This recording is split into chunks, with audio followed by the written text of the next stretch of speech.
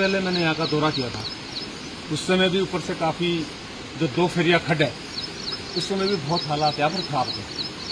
तो यहाँ से मुझे फोन आया, जब मैं यहाँ पहुंचा तो काफी हालात यहाँ पर खराब हो चुके थे।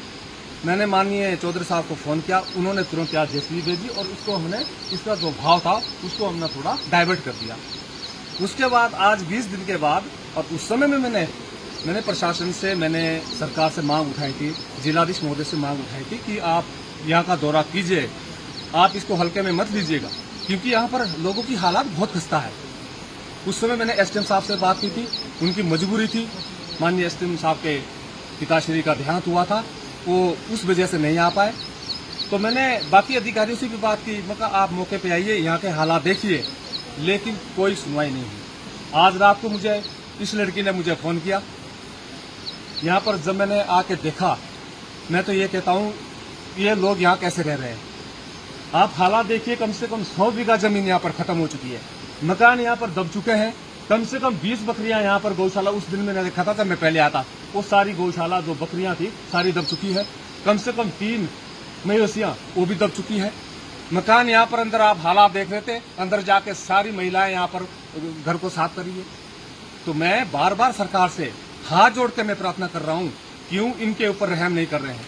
जब मैंने 20 दिन यह बात उठाई थी कि आप यहाँ का ध्यान दीजिएगा, लेकिन उसके बाद सरकार कोई ध्यान नहीं दे रही है। सरकार तब ध्यान देगी जब ये सारे परिवार यहाँ से भेज जाएंगे। और यहाँ तो मैं कह रहा हूँ, यहाँ पर सुबह 6 बजे एक बच्चा बार बार बचा हुआ है, बचा लिया इन्होंने, नहीं वो बह गया था। तो कहाँ प्रशासन सोया हुआ है, कहाँ सरकार सोई हुई है। हम बार बार इस मुद्दे को उठा रहे हैं, सरकार का कोई भी नुमाइंदा यहाँ पर मौके पर नहीं आ रहा है। सरकार किसी को, अधिकारियों को आदेश नहीं कर रहे हैं। संबंधित विभाग कहाँ है, कहाँ पीडब्ल्यूडी विभाग सोया हुआ है, कहाँ बिजली विभाग सोया हुआ है, कहाँ आईपीएस विभाग सोया हुआ है। सारी लाइनें इनकी ध्वस्त हो चुकी है, सारी पाइपलाइन टूट चुकी है, पीने के पानी के लिए तरस रहे हैं। ये रात भर, आज के बाद ये बताएं, सरकार हमें एक जवाब दे, प्रशासन जवाब दे कि जितने भी यहाँ लोग हैं, 20 परिवार है, ये कहाँ जाएंगे, इनके बच्चे कहाँ जाएंगे। स्कूल जाने के लिए दिक्कत आ रही है। ये लड़की पांवटा एसडीएम कोर्ट जाती है, वकील है वहां पर, ये जाने के लिए असमर्थ है, कैसे जाएगी। छोटे छोटे बच्चे हैं, कहाँ सोई है सरकार। अभी तक तो यहाँ पर सरकार को और प्रशासन को यहाँ पर आ जाना चाहिए था। मैं धन्यवाद करता हूँ एसडीएम साहब का, वो आए थे यहाँ पर, लेकिन उनको कई जगह जाना पड़ रहा है। लेकिन और भी प्रशासन है, संबंधित विभाग है, वो तो मौके पे आए, रेवेन्यू डिपार्टमेंट है। तो हो क्या रहा है ये, क्यों इतना सरकार कहाँ सोई हुई है कि आप तुरंत वहां जाइए। मैं पहले गोरखवाड़ा, उसके बाद फिर अम्बीवाड़ा यहाँ पर पहुंचा हूँ। तो ये हालात सरकार के है, ये संबंधित विभाग सोया हुआ है।